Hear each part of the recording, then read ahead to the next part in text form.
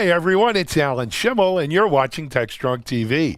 Today's Friday, May 29th, and it's the end of another week. I think it's our 9th week here. It's episode 43. We skipped 2 days, last Friday and last Monday, so it's really 45 days since we started, or 45 business days since we started TechStrong TV, and we've learned a lot. We've done a lot. We've brought a lot. And you know, it was all, this whole TechStrong TV thing started as a way to help get us focused through the COVID thing. We weren't going to be traveling to conferences. We wanted to keep tech news coming. We wanted to stay connected to the community, and it's done a great job of that. The culmination of it is TechStrong Con, which is next Thursday, June 4th. Man, we've got over 40 speakers, and some of the biggest, brightest minds in digital transformation, DevOps, emerging technologies, cybersecurity, cloud native. I don't know what else to tell you. Go to techstrongcon.com. Sign up. It's free. Join us. It's 12 hours, whether you're in Europe or Asia or the U.S. or North America, South America, or Australia, all my friends down in Australia and in New Zealand, Oz. Please join us. Be part of the community. We're running a whole bunch of TechStrong challenges you'll find on LinkedIn. TechStrong Con Challenge on LinkedIn. You know, post a picture of how your work from home setup. Be entered to win an iPad or a drone, as well as for everyone who enters, we make a charitable donation. So it's important. We want to see you out there. TechStrongCon.com and the TechStrong Challenge on LinkedIn. That being said, we've got a good show for you today. Kind of what you've been coming to expect from us here at TechStrong TV in terms of what it is. Happy to introduce a new company to our audience called Shuttle Ops. We have one of the co-founders on, Damith Koranarate, and I mispronounced his name. I apologize. I had a tough time even in the interview with him saying it in front of me. But anyway, don't be put off by that. Shuttle Ops just released a pretty cool no-code SaaS CI/CD platform that and it's born out of their experience working with customers using Chef and Jenkins and all of these tools over the years. So good interview with Durance there on Shuttle Ops. We also have Nir Bar-Lev from another company called Allegro, and Allegro is Allegro AI is actually the website. Pioneer in deep learning and machine learning software lifecycle management, really kind of cutting edge stuff. Nir Bar-Lev himself is a pretty accomplished fellow, worked for a time at Google and so forth, and I think you'll enjoy what Nir has to tell us. And then finally, from my interviews today, I'm pleased to introduce you to a fellow named AJ Nash. AJ is an Anomaly Senior Director of Cyber Intelligence Strategy, but his background was working in the intel community, government-wise, as both part of the Air Force and then a contractor. And really, he's going to talk about how sort of that, government-related intelligence and intel factor in to threat intelligence and what we're doing more in the cyberspace, right? AJ worked not just in cyber when he was with government, but there's a lot of parallels, a lot of lessons learned there. And he has some great thoughts about how you marry this to risk and so forth. So I think you're going to enjoy my conversation with AJ Nash. After that, I'm going to give you the news headlines for the day. And then we will send things over to Charlene O'Hanlon, our managing editor. Charlene has John Kim, CEO of Sendbird, on today. And they're going to talk about the digitalization of human connections. And then it's the Analyst Corner with Mitch. Mitch has a really good interview today with Steve Long, AppDynamics Regional CTO, about a new Agents of Transformation report that AppDynamics did in survey. And then after Mitchell, I'll be back to wrap things up. So it's a great way to end your week on a Friday here on TechStrong TV. We're going to take a quick commercial break and be right back with our first guest. Tech is strong. We may be working from home, but tech goes on. Tech will continue to collaborate. Tech will continue to communicate. Tech is strong. Join us for TechStrong Con, June 4th, 12 hours strong, TechStrong. Featuring John Bachagalupe Willis, Shannon Leeks, William Hurley, Jasmine James, Kat Swatell, Cornelia Davis, James Wickett, Courtney Kistler, Damon Edwards. Live Q&A with speakers, exhibit halls, and more. Free, but register before spots fill at techstrongcon.com. Back in the TechStrong studio, it's now time for our first guest for today's segment. And as I mentioned, this is a new company we haven't introduced or met with before called ShuttleOps. And they've just released a no-code SaaS-based CI/CD platform. I spoke to one of their co-founders, Damit Karukanade, and I, again, apologize to Damit. I have a tough time with his name, and I've tried and tried. But anyway, don't worry about that. Let's focus on what Damit has to say and what the folks at ShuttleOps are doing. Here's my conversation with them. This is Digital Anarchist. Hey everyone, thanks for joining us for our next guest interview here. I'm happy to be joined in this segment by Darnath Karunanatni, and I messed that up, but I do the best we can. Darnath, why don't you say it right for me? Damit Karunaratne. Damit Karunaratne. Okay. Damit, I apologize. Do the best we can. But I'm going to, okay, now we've got your name out of the way, though. Why don't you tell people where you work and what you do? Yeah, I'm the president and CEO of ShuttleOps. And at ShuttleOps, what we're trying to do is simplify the DevOps equation by helping organizations deliver apps to the cloud in a fast, simple, and secure way. Absolutely. And that, it's a really nice kind of, the marketing people have wordsmithed it up real good. But let's dive in. What does that really mean? What do you have a platform, and I don't know a lot about it, but I'll pull out some things and you feel free to expand on it. So you guys have this SaaS-based platform that's a kind of low-code, no-code type of environment, right? Yeah, that allows people to do good. Yeah, sorry. It's really a no-code environment, at least a no-code first environment. And, over the years, after delivering, a fair bit of, DevOps services into large enterprises as well as, startups, we saw a real need for a different approach to DevOps. And so what we're really, looking at is, and what we like to call it, is the application delivery gap, right? That we have today, where we have all these applications an organization has, and they need a way to get it out to a production environment on the right-hand side here that could be consumed by their end users. And whether that's internal or external end users, the goal is to get it there so it can start generating some sort of ROI. And today, if we look at what that gap looks like, scattered in between, we have a plethora of point solutions, right? And usually an organization has to stitch together all these point solutions to get their apps across. So what we're trying to do with ShuttleOps is simplify the equation and provide a SaaS platform where you can connect, build, deploy, and manage your applications in one spot to really accelerate digital transformation and the adoption of DevOps across organizations. Very cool. Very cool. And just to get like preliminary stuff out of the way, ShuttleOps is at shuttleops.com or the website? Ops.io. .io. Yeah. And you know what? I always like to ask, Dartmouth, give our audience, there are people sitting out here, engineers, who say, you know what, I'd like to start my own company. With everything going on in the world, maybe this is a great time to do my own thing. I've had this idea. I think that we could change the world with it. Give them a little, if you wouldn't mind, how did you come to be, CEO, president, founder of ShuttleOps here?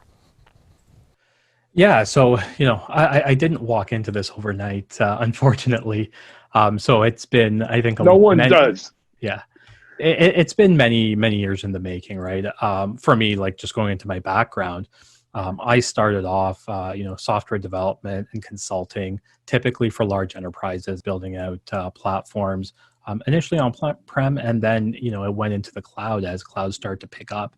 And then from there, I really got into DevOps, and then we really saw a need. And so I think one of the things I would say is, make sure what you decide to do is baked in, experience and really feeling customers' pain, because we were in the field out there for many years, really feeling the pain customers were going through, trying to deliver applications. And this is a interesting time to bring a product to market, with the current COVID situation going on. And I think, it's for us, I don't know if there is, a better time, to be quite honest. People are really doubling down on cloud and moving their apps with everybody working remotely, but they're also looking to save money and cut costs. And that's really what we're trying to do by simplifying the equation here, to make it really easy for people to move their apps into the cloud and generate that ROI sooner than later. Yeah. I mean, so I will tell you, I over the course of my career, I did about 4 or 5 venture-backed startups that I either founded or co-founded or was very early on, and from almost from scratch. And my opinion, and it's just my opinion, is times like these are the perfect times to start new things, because it's kind of choppy waters. There's disruption by definition. And during times like these, it's when people may be looking for new solutions, new ways of doing things, ways to be more efficient, save some money, do things faster, right? Where, when it's all smooth sailing, people are hesitant to change. But this is a great time, right? Yeah, To be thinking. Yeah, no, I completely agree. And especially now with so many people working from home, there's a lot more opportunity, I think, to engage people online than there has been, to get the message across and get those innovative solutions out there. So I completely agree. Yep. Another element that I would join to it, which is you know what they say about investing in stocks, you can't time the market. Right? If you time the market, you're always going to be either way too late or way too early or whatever, right? You can't time when these tech markets are going to turn or back. You got to be there in place when that happens. So if you wait for the perfect time on when to launch, when things are starting to take off, I guarantee you'll miss the boat, you'll miss the party. So I'm 100%. You're at the right time, at the right place with this. I think the other mega trend that you guys are riding on, which is if this whole COVID thing wasn't enough to give people a kick in the butt about, hey, you got to get serious about digital and cloud transformation, right? I don't know if companies are going to exist going forward if they're not, getting serious in doing this. Yeah, no, I completely agree. I think, the way we're doing work has already changed. Right now, a lot of us have been working remotely for a couple weeks, or a couple months. And everyone's really got accustomed to this new way of work. And now people are thinking about, okay, well, how do I accelerate this? And how do I, move things out of the data center or the on-prem environments where we're used to having things to a more dynamically scalable, accessible environment in the cloud. And I completely agree. There's going to be companies that we know of today that even in a couple of years, maybe less, won't be around, right? Because the business models have changed and they haven't been able to change with the times. Yeah, and we're seeing it. We're seeing it right before our eyes. Dorinth, I want to go in another direction. So it seems to me like what you're doing with shuttle ops is there's two prime benefits here. One is speed to moving stuff to the cloud, right? You don't need a whole bunch of code or coders, developers in that way. It's relatively easy with no code to kind of building block your way. Going back to Visual Basic kind of coding and stuff, right?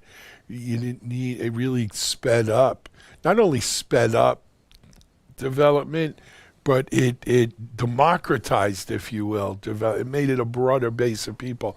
And I think that's kind of what you guys are onto here, is you can bring cloud transformation, cloud deployment to a broader audience than today, where you got to kind of be somewhat of an expert to deploy to the cloud. So there's that piece of it, but then there's also the piece of it just makes it really more cost effective. And yes, that whole broadening thing is one element of making it cheaper, but another element of making it is really the pure cost involved in it, not just time is money, right? There's the time is money of cost, and then there's just the pure cost of it is the way I.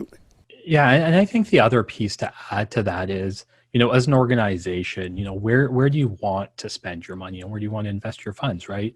You have an industry vertical you're focused on, or multiple verticals, and that customer segment better than anybody else does. And so do you want to spend that, time and energy investing in developing great software to delight those customers? Or do you want to spend some of that time and energy in automation? And like our perspective is automation is essential to be able to get the products out there to market faster.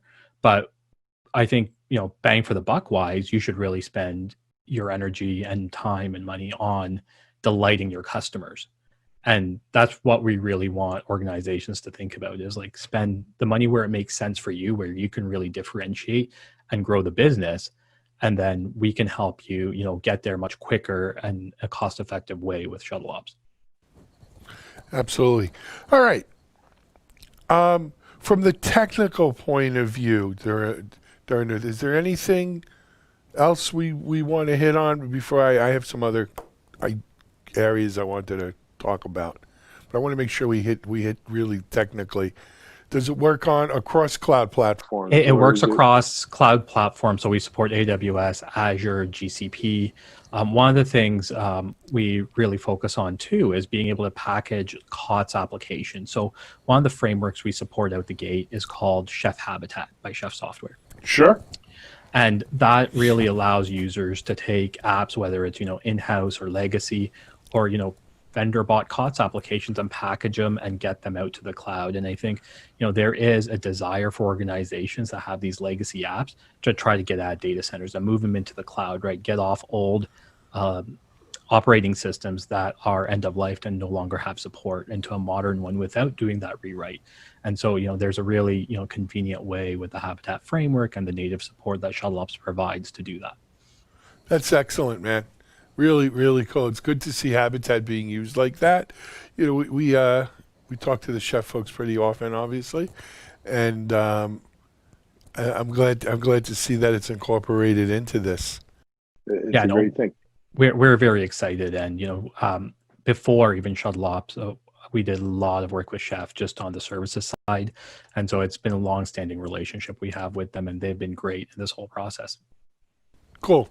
So let's talk now. Let's turn now to, man, there's no time like the present. There's never a perfect time.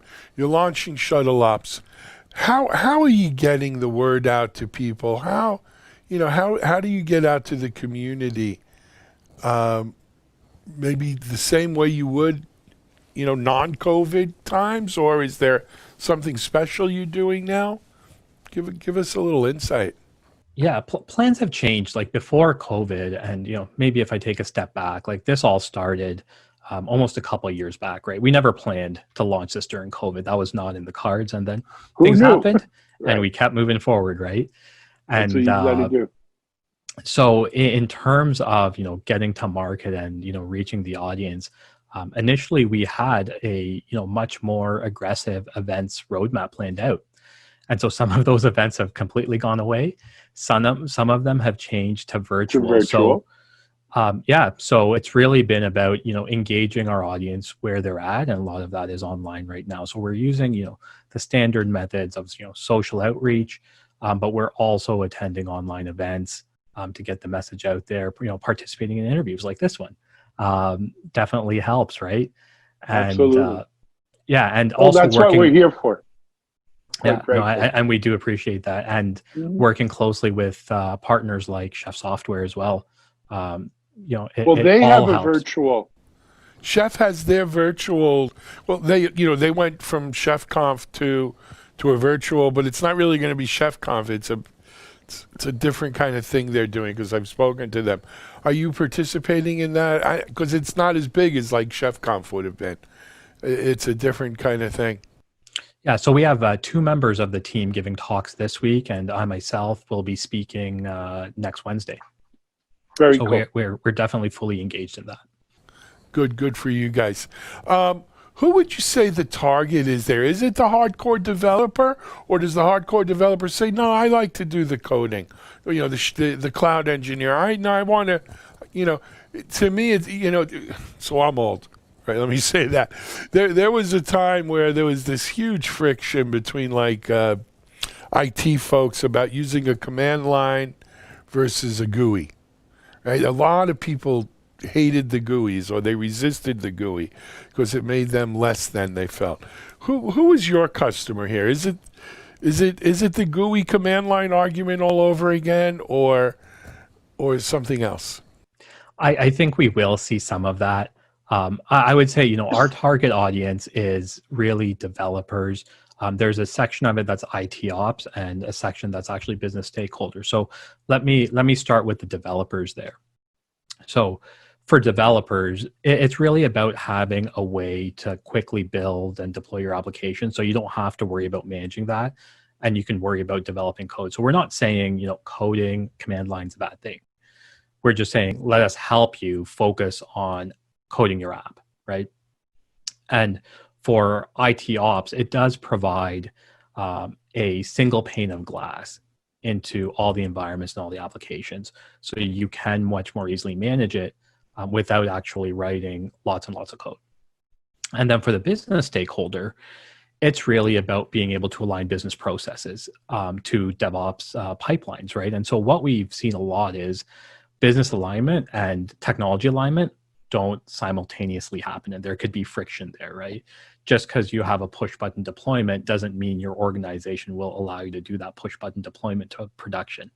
So sometimes you need different roles and responsibilities doing different deploys, or you need audits in place. There may be SLAs you need to align to. So when we were thinking about, what does it mean really to do no code CI/CD, and who are the stakeholders? The business stakeholders and aligning to business processes was, a gap we did see that organizations struggle with, and we really wanted to address that as part of building the pipeline, so that the business can be part of the conversation and not, joining the conversation after the fact. Excellent. This COVID thing isn't going to be around forever, though, God willing. What are the plans moving forward? Is it more fun? Is it fundraising? Is it, going on some sort of road show? At some point you got to get that going, right? Yeah, and then I think all of those right now are on the table. And we're just a couple of weeks in market now, so the momentum's starting to build, and we're working with our partners on figuring out the best directions forward. But I think right now it'll be a combination of all the above. Excellent, man. Well, look, we're about out of time here. I want to thank you for joining us and wish you a lot of luck. It's shuttleops.io. Yep, perfect. Thanks so much, Alan. All right. Demith, Karunanatan, you say it. Damit Karunaratne. You do it much better. You've probably been saying that a few times. Yeah, I've been practicing for a couple of years. Well, you've had a couple of years on me on that one. Demith, thank you so much. Shuttleops.io, check it out. Great no-code CI/CD platform. Works with Chef Habitat. Excellent stuff to take a look at. This is Alan Schimmel for TechStrong TV. We're going to be right back with our next guest.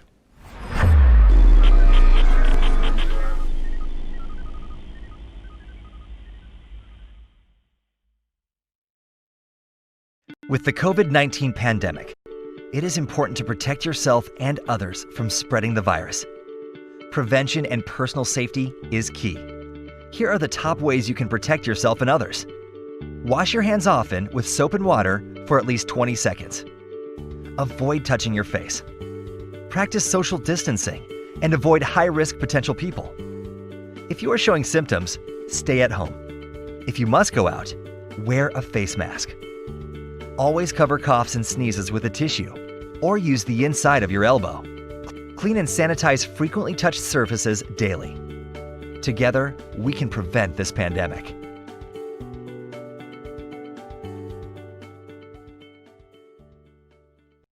All right, back here in the TechStrong studios. You know, we film a lot of these interviews a day or two before we actually run them. And we've developed a cadence over the months where basically in the morning we do interviews with folks from Israel and Europe because it's later in the afternoon their time. And, you know, speaking to a lot of the Israeli companies, you really realize just how deep and broad the technology startup space is there. This next company I'm going to introduce you to for the first time to our audience is called Allegro AI. And one of the co-founder CEOs is Nir Bar-Lev. Nir is a fellow who has, 15 plus years of experience in AI and in AI and deep learning, working for companies like Google, some of the biggest companies, technology companies in the world. You can tell just talking to Nir, he knows this space well. And what they're doing at Allegro is pretty cutting edge, right? It's not for the beginner, but they've developed a real product that I think will really help people. I'm going to let Nir can tell you better than I. This is my conversation with Nir Bar-Lev of Allegro. This is Digital Anarchist. Hey everyone. Okay, on this segment of For TechStrong TV, I'm going to be joined by Nir Bar-Lev of Allegro. Nir, welcome to TechStrong TV. Hi Alan, thank you so much for having me. It's our pleasure to have you. Thank you. So, Nir, I don't think we have introduced Allegro to our audience before. So this is a kind of a first impression, if you will. So, and you know, our audience tend to be rather technical. They're dev, they're ops, DevOps, cyber, cloud native folks. So why don't you give us a quick background on Allegro and maybe how you came to be at Allegro and your background? Sure. So maybe I'll start with myself so that we can talk about and focus on Allegro. So, you know, I'm an engineer by training and did that for about a decade, but then spent most of my career in product management and business roles. And actually the last 10 years of my life before starting Allegro at Google, doing a whole bunch of roles from the mobile team back right before we launched Android, to helping set up Google's Israeli Dev Center, to leading Google Analytics in Europe, and then Google Advertising, search advertising in Europe, and a whole bunch of other roles. So that's how I came to Allegro. Mm-hmm. And you were one of the founders of Allegro. Yeah, myself and two of my partners, correct. Mm-hmm. Yeah, and then at Allegro, basically, what we do is we help companies that have either machine learning or deep learning workloads or basically products or services. And the reason for existence is because AI, machine learning, deep learning, it's fundamentally a different paradigm on how to do software across the full life cycle of the product. And once you have a very different paradigm, there's really two big things that you need to handle. One is, what's the talent that you need to have to drive this? And in AI, it's a data scientist or the research scientist that you need to effectively integrate into the engineering product operational organization. And that's not easy. And then the second thing is you need to have tools, because as with any process or paradigm, in order to be able to deliver high quality solutions fast and cost effectively, you need to have the right tools for the trade. And so at Allegro, we basically provide an end-to-end tool chain that focuses on the specific aspects that are unique to the AI paradigm, so that our customers can focus on building, delivering better solutions, and also being able to effectively get as much productivity out of their research scientists so they can focus on innovation, their engineers that can focus on scale, and integrating those together as a cohesive group. Sure. Excellent. And so, You know, Nir, when we hear about AI and DevOps and ops a lot of it is focused on what I call the AI ops. On you know, it used to be application monitoring or you know, a management APM. Um, but really, what you guys are, you're more of a it sounds to me like more of a deep learning using AI and machine learning. Fair? Um, so our roots are actually, deeper in the deep learning space than they are in machine learning. That's correct. I think that although we do have a set of solution that actually works just as well for machine learning, where we excel and where we are unique and differentiated is once you get into more into the deep learning aspects and what we call the unstructured data space. So any use cases that have to do with whether it's computer vision, audio, NLP, signal-based data, time series data, IoT data, that's where we really are differentiated and have best-of-breed solutions. Excellent. How long is Allegro? I'm sorry. How long has Allegro been established? We're coming up to 4 years later in this year. I kind of knew that, but I just want to kind of lay it for the story here. So over the course of the 4 years, you know, we have seen, we've seen the technology here get much better, right? I think when the algorithms are better, the processes, and I think they're better as a result of a better defined mission, if you will, right? I think, you go back 4 or 5 years, the idea of being able to do this kind of stuff was kind of gee whiz, wow. But, what was the particular mission? Where does the rubber meet the road on how we're going to use this to make our organization more high performing, more profitable, more efficient, more, better? And so I'd like to, if you wouldn't mind, you've been in this now, you've been at Allegro 4 years, but you've been in this during your times at Google and et cetera. Talk to us what you have seen. How has the mission become better defined over the last, let's say, 5 years? And bring that right up to how companies, and if you can mention companies, great. If you can't, also great. But how companies are really doing this, using it to do better right now. Right. So I think that the market has really matured. I mean, I wouldn't say necessarily it's already mature, but 4 years ago, it was clearly a lot of hype and very little actual knowledge, best practices in place. Those things manifested itself in many, many different ways. For example, a lot of companies, several years ago, you had a lot of startups coming up on optimizing neural networks or building specific neural networks, where today that's a commodity. No one's really doing that. I don't think that the few that are left are going to really succeed at that. At the same time, we saw situations where, you had research scientists, data scientists, very few of them. So the ones that you had, we'd see very, very junior people in organizations. It could be startups, it could be large organizations that were heading, data science teams. And, that's not good to have a junior person heading anything, if you want to be professional about what you're doing in any organization. No. But that was the reality. And so, as a result of that, poor decisions were being made. The other thing that we saw, which changed drastically, is what I mentioned about data scientists as the new talent that you need. 3 years ago, 2 years ago, we saw a situation where companies thought that all they needed to do was hire data scientists and then products would come out. They didn't realize that data scientists are effectively researchers. They do research. But when you build a product or a service, that's an exercise in engineering.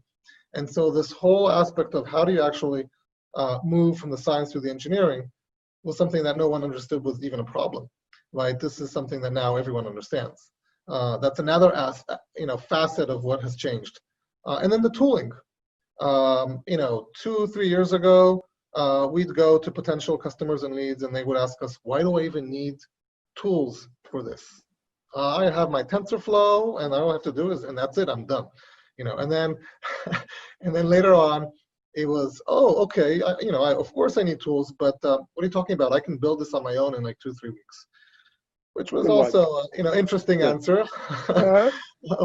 And then, and today, it's like, great. How are you different than your competitors? What are the feature sets? How do I integrate with other things in my environment? And so you see that maturity happening, and we actually saw that happening really quickly. And there's still a long way to go, but the market is really moving quickly, nicely. Yeah, absolutely. It's funny, you know what? That's probably one of the best kind of narratives we've heard of this whole space, because you're right. 4 or 5 years ago, it was a gee whiz kind of technology that seemed very future-y, but not doable. And then I think certainly over the last 5 years we've seen the rise of the data scientist. But you're 100% right. Just having data scientists doing research on data doesn't translate to more money or profits or efficiency or anything else. It just translates to research on data. And so how do you get from that to something valuable? You have to engineer a solution. Solutions require tools. And I love, when you said, most people say, some people say I could build this in 2-3 weeks. It reminds me, I used to tell when I was in the vulnerability management space 20 years ago, our biggest, we had this whole workflow for managing vulnerabilities. Our biggest competition was the spreadsheet. People thought, they were going to build a spreadsheet-based workflow, be perfect. It don't work like it, it's naive, but people need to, sometimes you got to let them fail. Right, and they gotta, and then they come back around, right? A little bit more wiser, a little bit more educated on it. That is so true. I think it's two things on that. There's a saying that, it's the 80-20 rule that works really well here with AI. You can build, prototypes really quickly. Building, for example, an autonomous vehicle to drive in an empty parking lot is actually that simple, really. But building it to be able to drive in a real world scenario in streets, that's difficult. And that's really the thing that people didn't understand, right? That 20% or whatever, 5% you need to get at the end, that's where most of your work is going to come in. And that's really tough to do. And the fatality rate from that 5% will sink the whole thing. I think the biggest thing with autonomous vehicles is just taking into account other vehicles that are driven by people. If every vehicle was driven by a machine and so you can count on how it would react, I think it would probably be an easier exercise than factoring in the randomness of human reaction. But this whole AI thing, and some people have a tough time, telling or differentiating between AI and ML, right? Pure AI and ML. But it's such an overhyped area. It was then, it still is now. I think we're just starting to see companies like Allegro and companies that are truly doing real stuff, not pie in the sky kind of, the kind of stuff that Bill Gates and Elon Musk and all these people warn about AI could be the end of humanity. We're not talking about that kind of stuff here. We're talking about very concrete, task-driven kind of stuff. So we look back at the last 5 years. Let's look ahead. How do you see this going, getting better?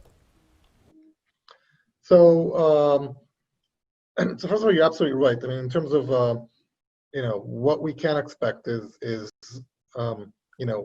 we shouldn't expect the doomsday scenario, or other people are going to think that it's good, but these scenarios of amazing AI that can replace humans. That's not going to happen. AI is going to be able to help us in very specific tasks, and that's going to do a really good job in that. right? So that's basically the way I'd say it is that the things that you see today as initial prototypes, that's going to be what's going to be available in several years. It's really about the fact that they're going to be robust, they're going to be trustworthy, and they're going to be working well. I think that where things are going to change significantly, what's going to make that happen is that maturity and understanding that, okay, now in order to build solutions that are robust, scalable, and effective, you need to be able to put in together the engineers and the data scientists with the right process and a set of tools to be able to make that happen. And I think that's where we see now the focus, and this is what organizations are going to adopt over the next several years and be able to then come up with products. Just to be clear, as you said it correctly, I mean, the hype is really high, and there's a really big difference between what's happening on the ground and the hype, right? Most companies, the overwhelming majority, and I can't necessarily put an exact number on it, but my take on it is at least 90% of the organizations out there are still in the prototyping stage, right? I think McKinsey or Accenture put out a report recently talking about 80%. So not far off from what I feel like when I see the market. I don't disagree. I don't disagree at all. We got a little time left. I almost have to ask, how has the whole COVID and everything kind of affected business over there at Allegro? I think so obviously naturally as a startup in its relatively early days, we had to make some restructuring to make sure that we're prepared for the worst and hope for the best. But aside from that, which I think has nothing to do with our specific business, actually our business has been doing really well. We have an open source go-to-market, so we also measure our growth in terms of that, as well as obviously revenues. But our growth has been consistently in the double digits a month over month, and it hasn't changed in the last several months in COVID-19. We've been also proactive about it. We came out with several pieces of content showing how using our tools you can affect better productivity from remote work, and so we hope that also had some effect. But in general, data scientists, data engineers can work from home, and again, let's be honest, right? This is an early market, and so when you're in the early days, we still have a whole bunch of early adopters that are using our products. They're not going to stop, and so for us, it's been to some extent. I told my board, it's if you just look at our numbers, you wouldn't know that there's COVID-19. You'd think it's business as usual. Yeah. Nothing's happened in the world. That's great, fantastic. But it also makes sense. I've said this before on TechStrong TV in our interviews. We're blessed somewhat in the tech sector because, through this all, companies are relying more and more on their technology to see us through, right? And especially the kind of stuff that you're doing over in Allegro, where if you're a company who needs this kind of technology, A, the people are probably working from home anyway, already dispersed, right? B, it's almost more important that they do this kind of work now than before, because this is the kind of thing that tends to carry you through these kinds of periods. So thank goodness, thank God for that. Eventually, if consumerism goes down and people consume less, the companies who are using your solutions may feel it, and it could work its way down, right? I mean, and yet that's why you say you got to prepare for the worst. But I think overall, especially if you're doing anything in open source, cloud native, cloud kind of stuff, I think there's going to be a rush to that, as things begin to open up more and more. And we were talking off camera, in Israel, it's opening a bit and stuff like that, or much more than it is, maybe in other countries. As this trend continues, things will get better with it, right? I don't think it's going to go backwards. Time marches forward. It's very hard to make time go backwards. Absolutely. I mean, look, AI is about automating, right? Automating things that it's really about being able to analyze, big data and come up with predictions where the humans are not as good once you have, so much data. And so this is the kind of automation that, challenges like COVID-19 create, make those things, like you said, even more important. For us specifically, we're based in Israel, but, we're a global company. We have customers in around 50 countries in the world. It doesn't matter. And as I mentioned, we haven't seen the effect of the virus anywhere. From our perspective, we're doing good. We're growing, and let's hope it stays like that. Right? It should be well. All right, we're about out of time. Nir Bar-Lev, Allegro, thank you for joining us on TechStrong TV. Continued success. Come back and visit us. Thank you so much, Alan. Thank you for having me. A pleasure. Alan Schimmel here on TechStrong TV. We'll be right back with our next guest.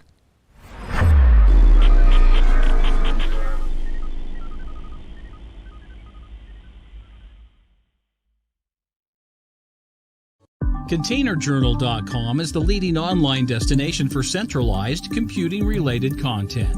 ContainerJournal.com covers all aspects of software containers, from container management, data management for containers, container security, networking for containers, to the entire container ecosystem, Kubernetes, microservices, serverless, and more. ContainerJournal.com has the largest selection of container-related news, featuring breaking news, blog posts, podcasts, and more. Visit www.containerjournal.com to learn more. ContainerJournal.com is operated by MediaOps Inc., the team behind DevOps.com, Digital Anarchist, SecurityBoulevard.com, DevOps Connect, and DevOpsDozen.com.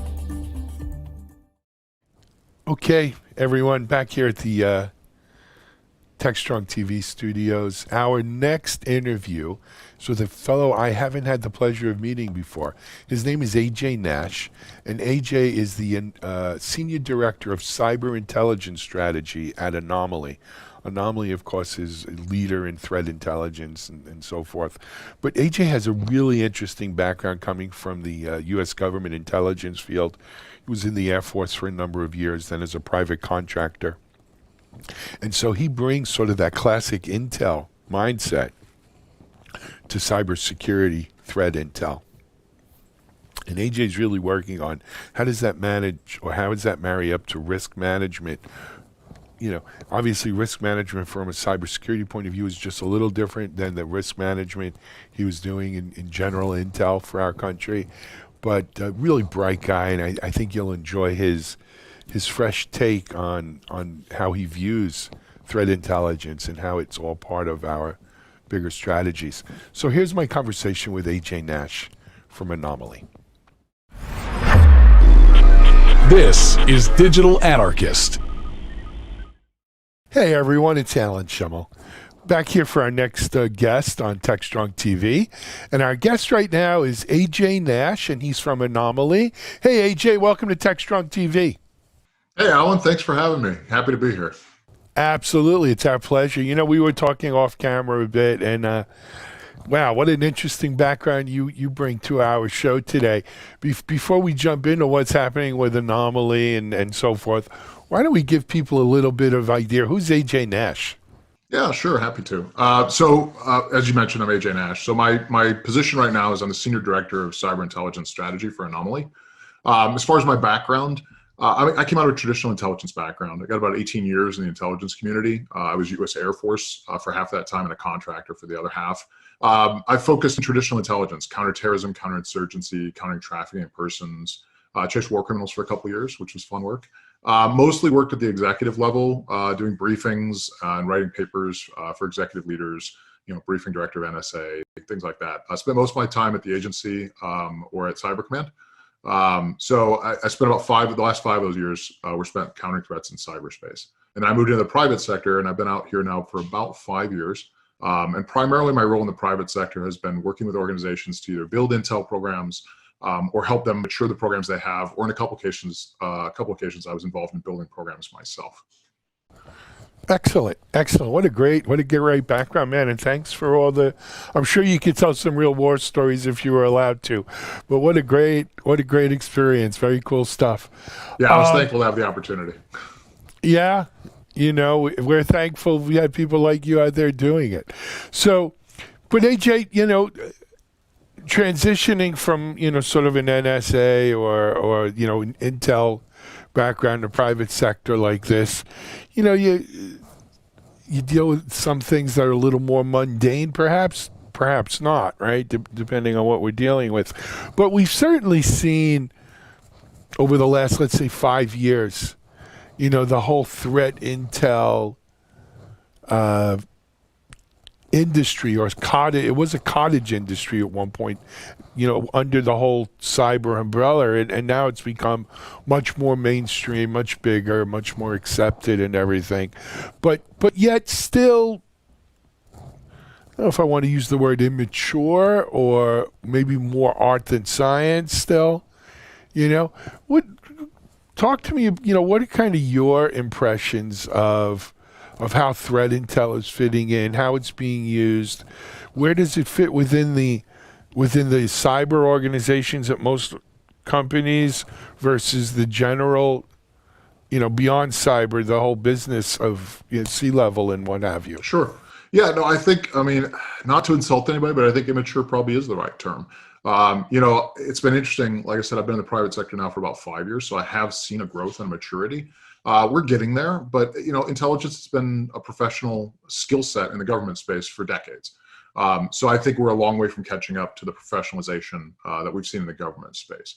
In the private sector, I think we are moving forward. I think organizations have gone from, hey, we need intel. Now they're starting to figure out, well, what is intelligence, right? And one of the challenges that I work with folks on a lot is separating between data and information and intelligence. And a lot of my job, frankly, is I'm not trying to invent new things. It's about bringing the best of breed from the private sector, or from the government space, I should say, into the private sector. So things like Joint Publication 2-0, for instance, or intelligence community directives, bring in doctrine from the government space to teach the private sector how to do professionalized intelligence. So I think that's growing. There's a lot of folks leaving the government who have this background, who are able to get out and teach people how to do it properly. Because the challenges I think we've seen early on, our organizations are starting to get directives from above, from the board, or from the C-suite programs, but not really defining what that is. And a lot of times I think you see organizations that take, a really talented person, say the head of their IR department, and who's due for a promotion, and now you're the director of intelligence. And they say, great, and they start trying to build this intel program, but they hire people like themselves. And a lot of times they build really just another incident response type program, something very granular, something very much about atomic indicators, instead of true intelligence, and they don't end up succeeding. The other challenge I think we see a lot of times is organizations that want to invest in intelligence, but they put it in the wrong place in their organization. They build it and put it in the SOC, buried under the blue team, something like that.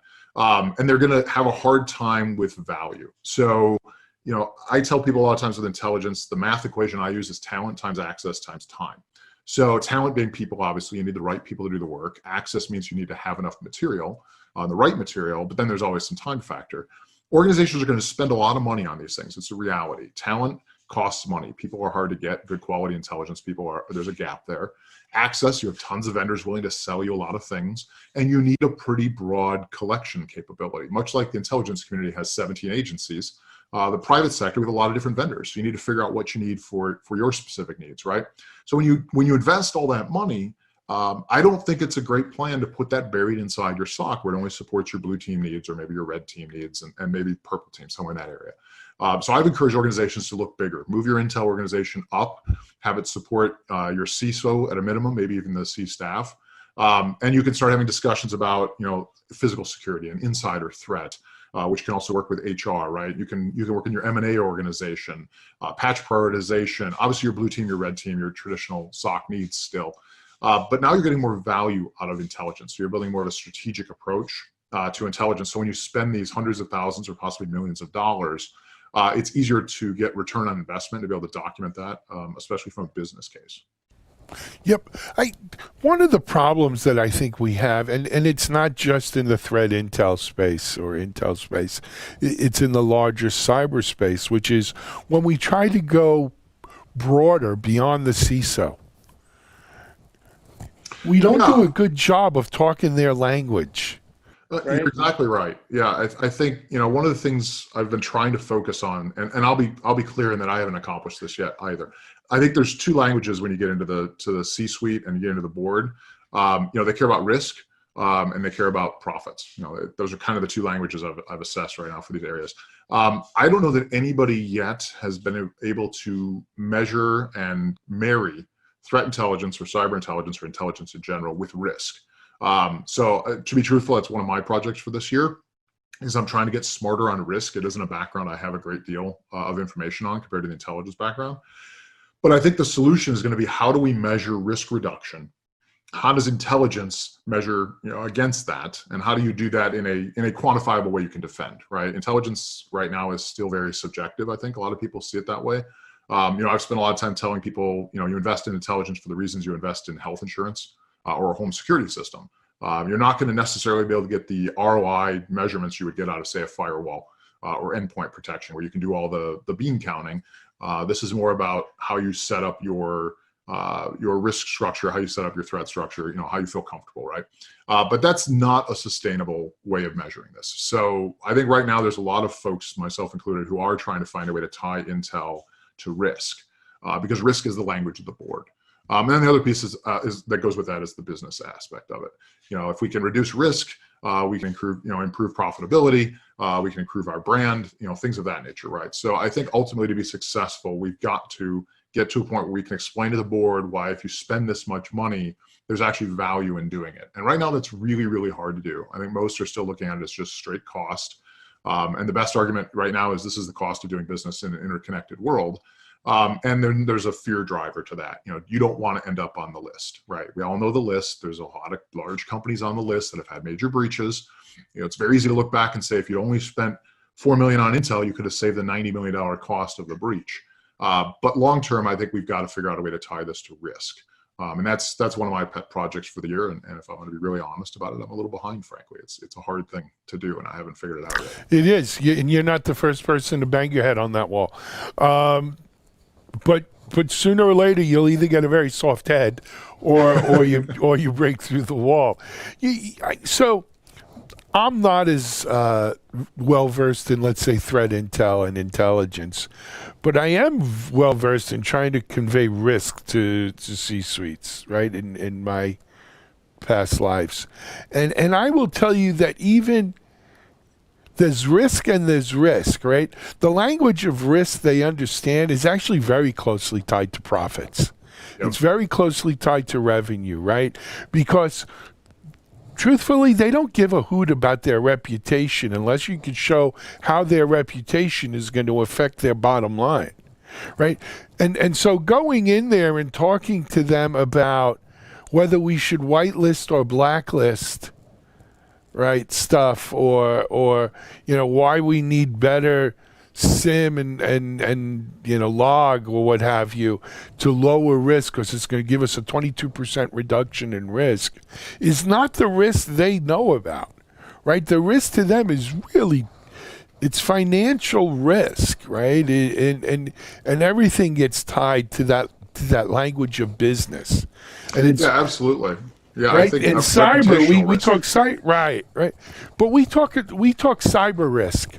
They talk business risk. Exactly, and I think that's a really important point, right? And I have a benefit of not being remarkably technical because my background was traditional intel and personalities and geopolitics and things like that. I tend not to fall into that category, right? So I look at reputational risk, business risk. And that's a key piece, right? The board does not care about, the 22% reduction on the SOC, based on the SIM. If you put this intel in and these alerts, they don't care about that. They're gonna tune that out. They do care about understanding that there's adversaries that are after our industry or our geography, and by making these changes, we lower our we shrink our footprint, we lower our risk, and the result is going to be X if you are actually compromised. They do understand the measurements of back end risk. Once you've been compromised, how bad will things be, like the FAIR model, things of that nature. So FAIR is a perfect example. Exactly. What we need to do is figure out the front end that goes with that. FAIR does a great job of telling you if you're compromised, how bad is it going to be, how much will it cost you. Nobody's figured out the front end to say, how do we reduce the possibility of even getting to the FAIR model? How do we keep from being compromised? And I think that's what we're working very hard on is understanding adversaries that have interests in us, what their capabilities are, what the likelihood of their actually showing up at our doorstep is, and then being able to extrapolate and say, if this happens based on past experiences, this is likely to be the damage that'll be caused, and this is our reputational damage, and as a result, you want to avoid that problem, right? Because if you're a financial institution, for instance, people won't invest in you if you get compromised, or if you're God forbid, if you're a cybersecurity organization and you get compromised, it's pretty bad for your business. So I think that's the case we need to work more on. With the executive level. And it's like you said, it's hard. My head isn't soft yet, but it's certainly working its way there. I'm trying at this point to reach out to a few folks I know that are really, really smart on risk and see how we can partner together and have more discussions on this. Because I don't think I'm going to tackle it myself this year. It's hard. It's tough. It's tough. I will tell you that, originally when the rise of the CISO became a thing, right? Because I've been in security 20 years. That was part of their mission, was to be the translator. The nexus, right, between the business C-suite and the security SOC and so forth. You know what, AJ, I realize, and off camera, I have someone I'd like to introduce you to, I think, can help you with that. But let's talk a little bit. You do work for Anomaly, and we really didn't talk much about what Anomaly does and how it fits into this. So why don't we do that for a little bit? Yeah, that'd be great. Anomaly, full confession, I was a customer. That's how I came to the company, right? So I mentioned building Intel programs and talent access time, right? And all this access. So if you're going to bring all of these pieces together, all these different collection capabilities from all these amazing vendors, it's too much for people to process. So I was looking for what was known as a threat intelligence platform, which Anomaly, we have one. It's called ThreatStream. And it's the flagship product of the company, right? So I POC'd several different platforms. And I ended up choosing Anomaly as the company I went with, right? So with a threat intelligence platform like ThreatStream, you're able to take all of these various sources of data and information, and in some case intelligence, bring them together. We have a machine learning algorithm that dedupes these bits of information, that adds context to them, that can add some confidence to it. So the idea is to give an analyst more opportunity to succeed. I can't go through millions and millions of articles, right? So the technology makes it easier for me to work with. Beyond that, we also have a couple other products in the suite. We do have Anomaly Lens, and Lens is a natural language processing tool we have that's really, really cool. There's a couple of very cool things. From an analyst standpoint, it makes your analyst smarter faster. In simple terms, the ability to be browsing all the different sources we all read on a daily basis and have context brought directly to my screen, so I understand, what is this CVE without having to go back and look for it, or who is this adversary, because I can't keep track of everything in real time. And make sense of that and even connect that back to my environment. And then the third product we have is known as Anomaly Match. And what Anomaly Match does is I tell people I think it completes the promise of the SIM. SIM technologies are incredibly powerful and very useful and really needed in most SOCs. But we've run into some challenges with SIMs. They're overwhelmed by a lot of the data. Sometimes they tip over. If you want to do a retrospective search, if you want to get to patient 0 during an incident response, in most cases, you're not going to make it. It takes 6-8 months of back research to find that. And most SIMs will tip over if you try to go that far back.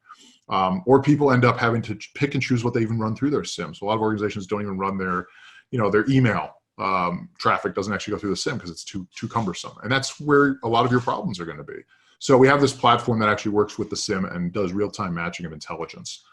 So in the real time, you can actually get context on all the alerts coming in, the thousands and thousands of alerts, you know what to prioritize and look for.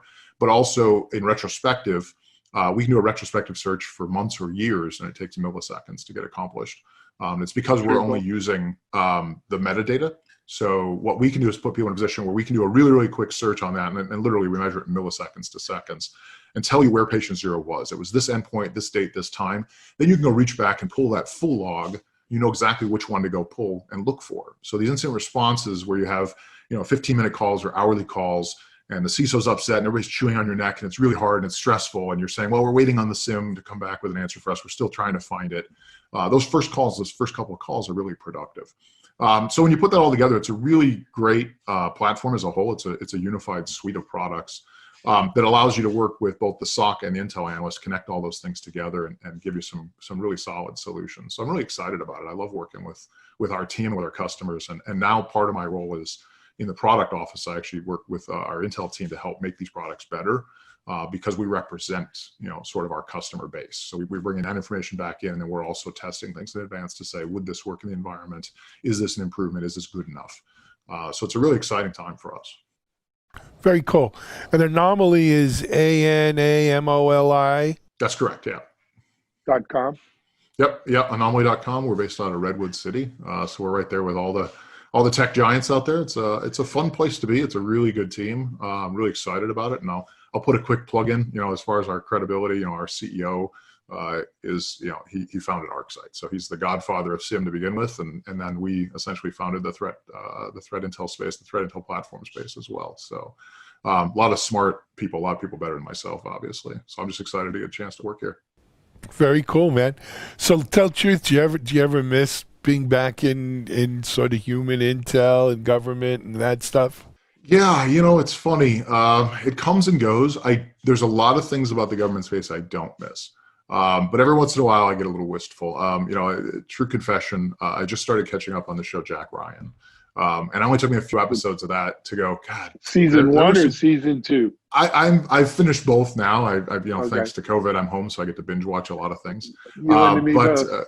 Yeah, but it brought up some memories, and I chatted with some folks I used to work with, and yeah, I miss some of the mission, I miss some of the service, but we are lucky to be in a position where I work with some good people now in the private sector, and we work with some folks in the government space, and I still have friends I get to work with and consult with. So I miss some of the mission, certainly occasionally, and some of the camaraderie, but there's a time for everything. We have good people doing that work now. I'm real confident in the future for us. And I'm happy to be doing what I'm doing right now, trying to help some other people. Very cool, man. Hey, AJ, thanks for joining us on the TechStrong TV. Continued success. Great conversation. Say hello to all our friends at Anomaly. Definitely, yeah. And thanks for having me. I appreciate it. Happy to come back anytime, man. Absolutely. We'll have you on. AJ Nash from Anomaly on TechStrong TV with me here today. This is Alan Schimmel. We're out right now. We'll be right back with our next guest.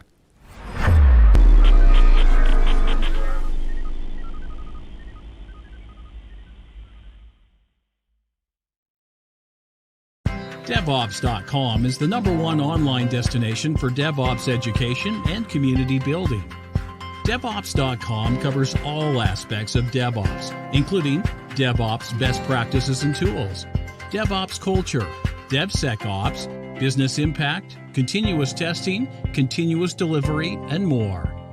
DevOps.com has the largest collection of original DevOps content, featuring breaking news, blog posts, podcasts, and more. Visit www.devops.com to learn more. DevOps.com, where the world meets DevOps.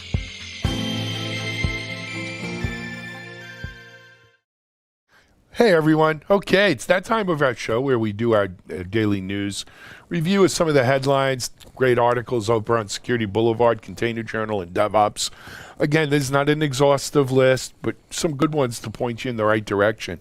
Up on this boulevard, we have the Snake ransomware slithers into the light, and it just pains me. We have seen such an explosion in ransomware in general over the last year or two, but during this COVID thing, it's just out of control. And so this is another one to keep your eye on out there. We got a good article on that. And then we have how the coronavirus lockdown is changing the VPN landscape. I think there's going to be an immediate change to the VPN landscape from the coronavirus stuff.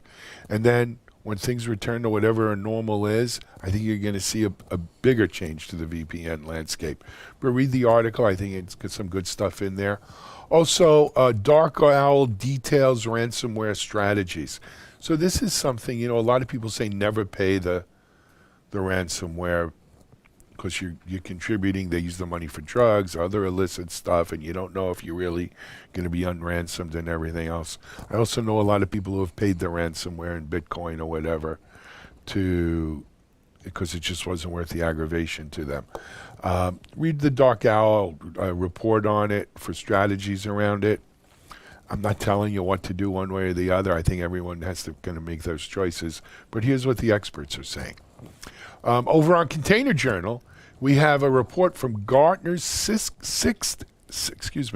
Gartner's 6 best practices for containers and Kubernetes. And you can hear what Gartner has to say about containers and Kubernetes. Whether you know, how much faith you put into it is kind of up to you. Mirantis updates Docker Enterprise. And, you know, Mirantis, of course, acquired a lot of the Docker IP, and they continue to develop it here, and is an update on that.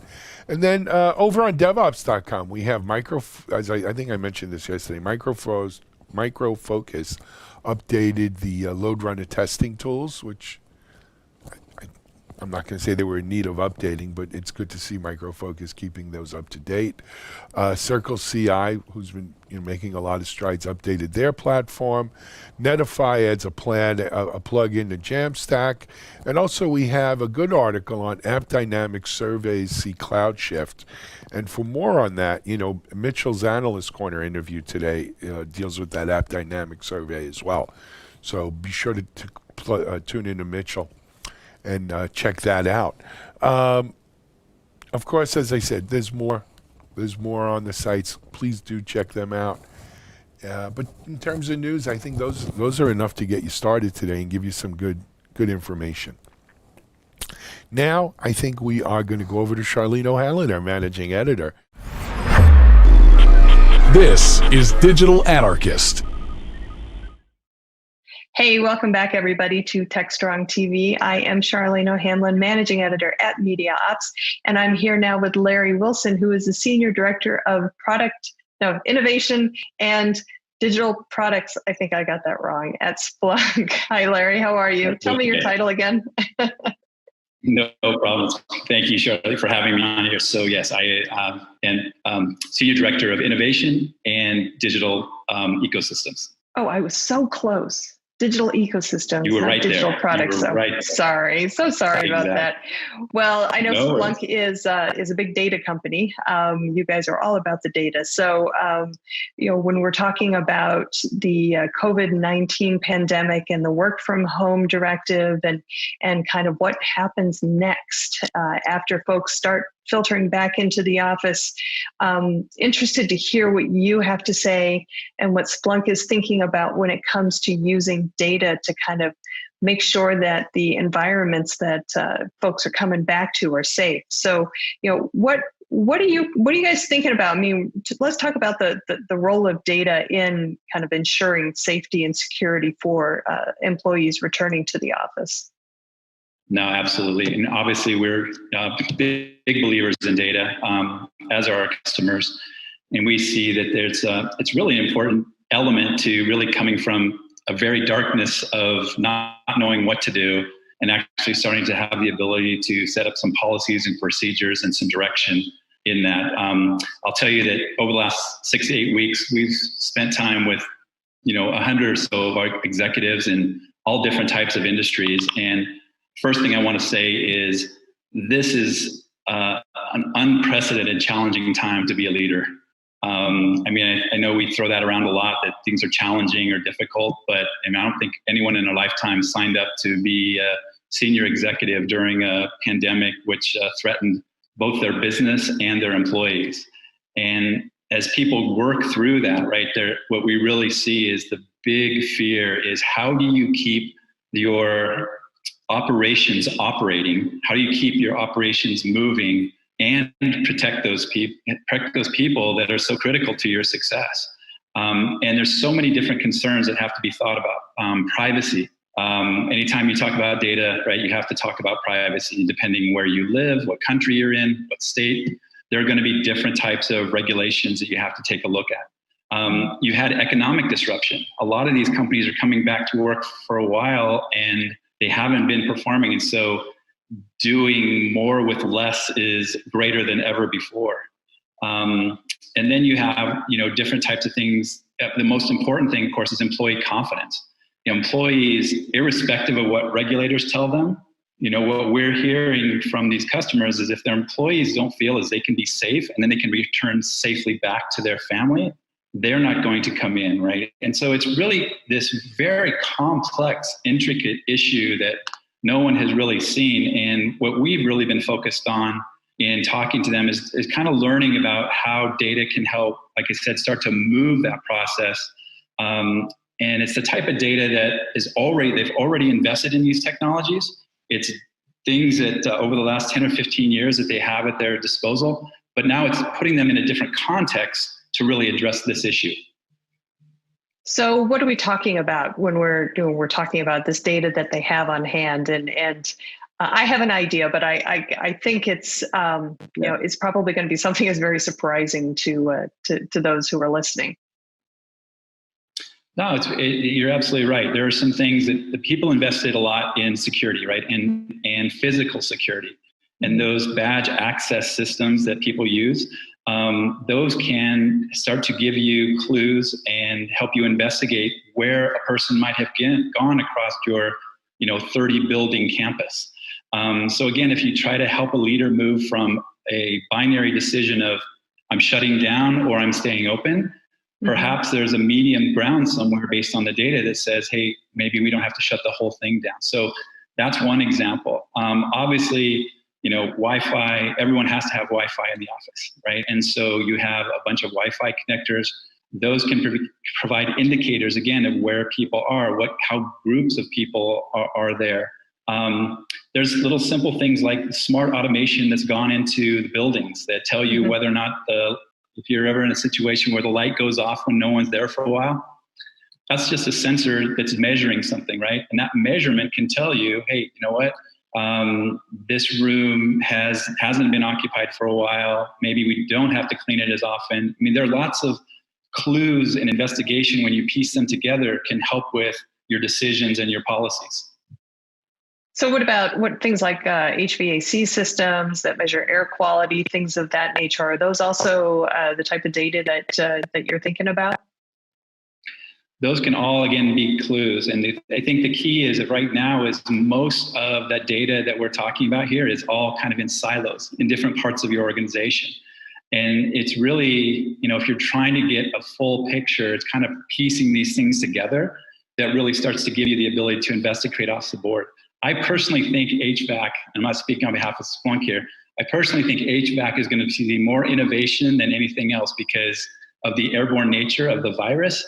I think there'll be a lot of things that go into that. But, when those are operating, who is servicing them? All of these things are digitally captured so that you can understand, what's required and who's been involved. Who might have touched something. There's still discussions about if you touch this device and then somebody else comes back and touched it, right? Could you possibly spread things that way? You have records of where all of these critical systems, all the SCADA type systems inside industrial plates, these are highly serviced areas that companies monitor very carefully to see who's touching them and what's being happened. Yeah, I find it really interesting because I don't think a lot of people have been talking about data as it pertains to environmental data. And I think that that's a pretty critical thing for organizations to think about. To your point, whether the disease can be spread by, touching surfaces over certain time periods, or if it's, the airborne quality of the disease and how that can be measured within an organization. I think those are things that maybe companies are not necessarily thinking so much about. But when they think about the security of their employees, I think they're thinking more along the lines of traditional data security, privacy concerns, as you mentioned, things of that nature. So, do you think that environmental data and this other type of data that we're discussing, do you think that that's perhaps, I don't want to say more important, but maybe on equal footing with other concerns that employers should have when it comes to their employee data or employee safety? I do, and I think the people that we've talked to, we can see that they're already thinking that way. I think what you have created through this situation is actually a strong need to marry physical and cyber data, and just exactly what you're talking about. And so, those companies who've invested in cameras, where they can watch areas, and they're doing some very impressive things with regards to making sure that training is correct and that people are doing things carefully. You're going to see, in addition to that, you're going to see more innovation around the physical side of things. So you've probably already heard about wearables or bracelets. Again, these are Bluetooth enabled, and they're going to give you a sound when you get within 6 feet of someone, and they're going to tell you. Hopefully, they won't shock you, but I'm just joking. But they're going to give you some alert that that will allow you to know what's happening. And again, the great thing about as you head down this journey, the key thing is to know that everything that's going to come your way is going to be digital, and that all has a fingerprint, that all has a logging capability that you can begin to correlate to other things to give you the most precise and the best situational awareness that you can get. So we've been talking about the need for data scientists in organizations, especially in the enterprise. Do you think that this is kind of like just another layer of data that organizations are going to have to sift through and parse and extract valuable information from, which basically means that they're going to need to have a data scientist on staff, or at least somebody who is capable of extracting that valuable information from data? Yeah, I think what we see, clearly someone who understands data is going to be absolutely critical. What title they have, what role they have, I think is going to vary by every organization. But the more sophisticated the companies are about their data, the more they'll be able to take advantage of these new technologies and these new layers, like you said. I think what we see from our customer base is it's really about having someone who can pull across the silos. That is the most important part, because otherwise you're solving one piece at a time. And what you really want to do is get that full picture, and then have a way to quickly investigate. I think the most important thing about getting data into a form that can easily be searched is really what the goal of most of the companies that we talk to. Okay. All right. So looking long term, do you think that there are the data that organizations should be looking at to kind of ensure not just the safety and security of their employees, but perhaps to make the workplace a little bit more employee centric, if you will, so that employees are comfortable coming back into the office, and it once again feels like a natural movement for them? Yeah, I think where we see a lot of companies investing right now is on what I would call the entrance, right? The entrance area, right? So things like your infrared thermometers that are taking people's temperature up front. We're seeing a lot of innovation around apps that allow people to capture a bunch of information to make sure that everybody who is inside should be inside. I think the challenge comes in the unknowns about this virus, and maybe other things that in the future may not be virus related, but there's always going to be some incident that is going to slip through. And again, having the ability to react quickly, I think allows both employers and employees to know how their data is being used, and it's being used to protect them.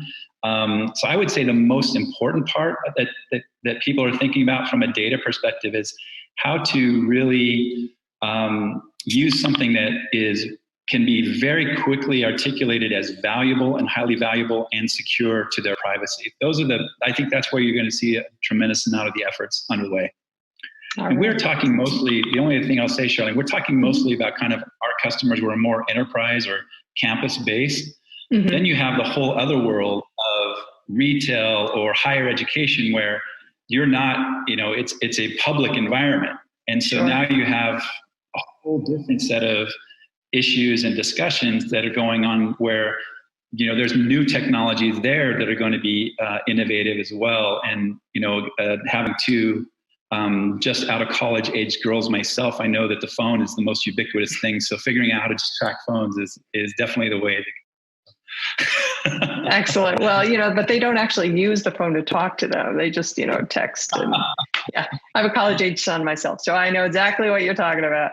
Yeah, it's really interesting, and I think to your point, I think the smartphone or mobile device is actually going to become an integral part of the way that we not only collect data but also extract it and utilize it on and possibly even a global basis to make sure that we all stay safe from this pandemic and whatever comes down the way afterwards.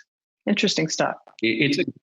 It's a great possession that is so ubiquitous. And again, just a couple things, right? So we're certainly our number one issue at Splunk, right? Because we live in the security world and the cybersecurity world. So privacy is really key. So we understand how people's smartphones are really very sensitive issues. So I think consent of users is going to be a very key issue in making sure that people understand what's being captured, how it's being captured, how it's to their benefit, and what's not, more importantly, right, what's not being, captured.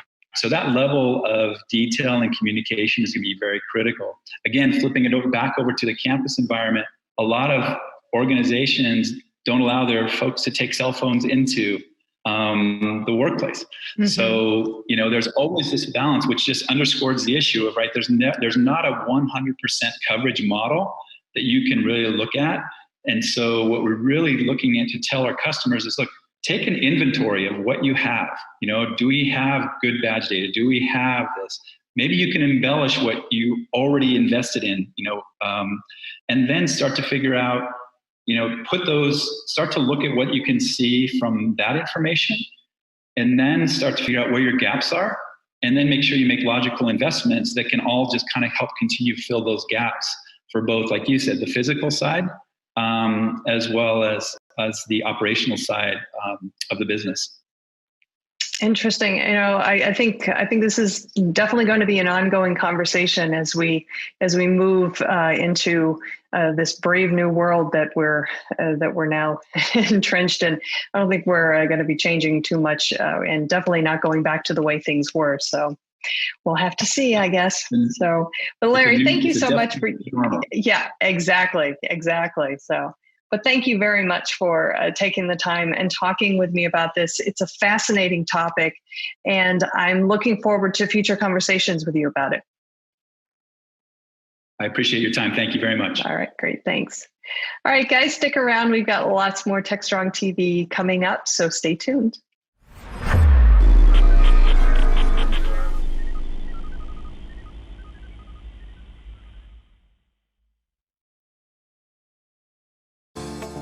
Disruption is occurring across every aspect of IT. Open source, cloud services, DevOps, and cloud-native software architectures are democratizing IT and radically transforming how business is done. The old ways of creating software and doing IT are being replaced with agile, flexible, faster, and cheaper methods, benefiting vendors and users alike. Accelerated Strategies Group is out to democratize access of industry expertise and knowledge. We use our expertise and experience to offer insightful, intelligent, useful information in a variety of formats relevant to the IT community: digital events, videos, reports, assessments, workshops, and implementation projects with tech vendors, IT organizations, and business leaders. We widely and openly share our work products, often for free. Analyst reports these days aren't worth more than a graph or chart that tells a story or illustrates a market trend.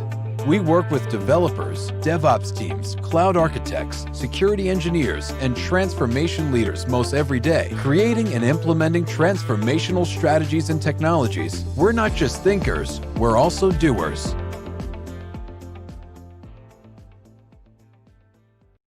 All right, as I mentioned during the news, AppDynamics recently did their Agents of Transformation report. And Mitchell, for today's Analyst Corner, has a chance to sit down with Steve Long, AppDynamics Regional CTO, and talk to us about it. And Mitchell, as usual, does a great job. So let's turn things over to Mitch. Take it away, Mitchell. I had a chance to sit down and talk with Steve Long, Regional CTO with AppDynamics. who's acquired recently from not too long ago by Cisco. They just completed a really interesting study. They talked to over 1,000 IT professionals, companies doing 500 million and above. They're talking to them about what changes and what impact has coronavirus, the COVID-19, had on their IT organizations as part of their digital transformation strategy. As you can imagine, a lot of disruption happening, probably some pretty big shifts happening in what IT organizations are being asked to do and deliver on and the timeframes to do it. And all that's brought up and confirmed with some interesting data in the study that Steve's sharing with us. Now, this was done in 10 markets: US, UK, France, Germany, Australia, Canada, Europe, Russia, Japan, Singapore, and across multiple industries. So we're talking about financial services and retail, public sector, manufacturing, automotive, media, communications, et cetera. So a broad spectrum. I think it's a pretty good dissection or cross-section of the different industry sectors and what's happening and the impact that COVID's had on both plans for IT and systems that they're bringing to market and what they're being asked to do, as well as the businesses themselves. So here's Steve. This is Digital Anarchist. Well, I'm joined by Steve Long, Regional CTO with AppDynamics, and we're talking about a new edition of their Agents of Transformation report, the second one they've done. Last one was done in 2018. Good to talk with you, Steve. Great to talk with you too, also. Pleasure to be here. It's good to be talking with you. I know we've had you on the DevOps Chats podcast before, and it's nice to do a video with you. Yeah, no doubt. All doing it via remote, secret locations with the pandemic. Secret, the secret's stored in the sealed mason jar, or whatever the Johnny Carson bit was. Right. So you just finished this report. It came out on May 27th, and it covered the period of April 22nd to May 6th. So this is right smack dab in the middle of COVID lockdown. We're all sequestered at home, dealing with lots of change for IT organizations, correct? That is correct. Yes, it's a brand new report, and it's timely, and it's really revealing around how organizations have changed during this pandemic. And it's a huge time, and there's a lot of opportunity, and I'd be happy to talk about that today. I'd love to talk about it. It's a passionate subject of mine, of how much this is going to be a lasting effect versus temporary, and how much it's going to both accelerate and put more emphasis on digital transformation and software delivery, which is all smack dab right in the middle of what your report's about. So yeah, give us a flavor of what some of the interesting findings were. Yeah, I mean, I think really when this pandemic hit, it was kind of a 0 to 60 kind of scenario. And in it, the report really reveals how the pressures that really came on top of technologists and their experiences are really changing the responses to this pandemic. And the priorities within an organization, they radically had to shift. And one of the key things is just the rate of digital transformation. That term we've heard so much about for so long, it's needed to be done now. Mm-hmm. And so that's the key thing. And I think 95% of the organizations that we talk to, they had to change their priorities. And then in all of that, that's really where about 87% that this is the time, this is the opportunity for IT professionals to show their value to the business.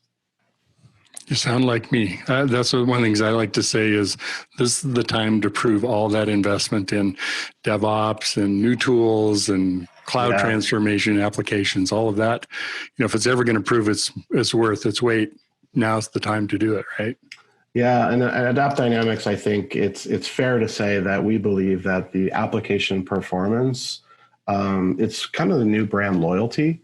So if you're not performing, people can just wiggle that icon and delete and change to another, source of application data. And that's really key. And now that this is upon us, technologists are radically under pressure.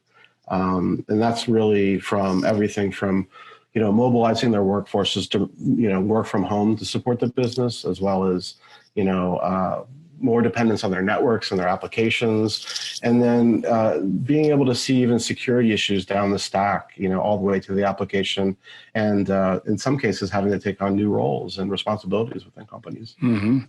It's interesting. We talk about COVID and the impact, and the low-hanging fruit. The obvious thing, of course, is work from home, which of course affects things like video conferencing, like we're doing, and meeting and collaboration tools. But many more things have moved to web applications, mobile that's talking to web backends, et cetera. So I imagine performance, of course.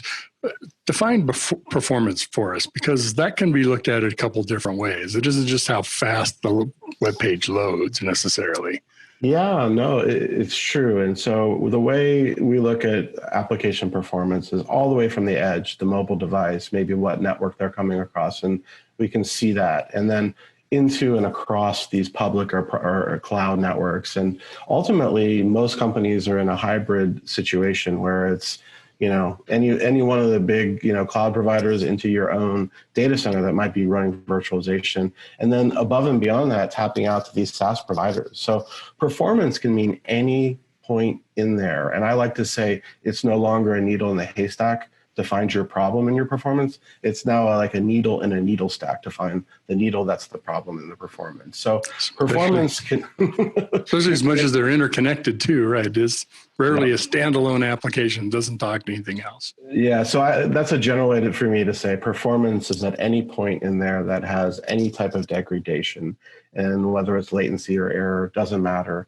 It's really about that experience on the customer and how you can pick up on that with any type of solution or tool.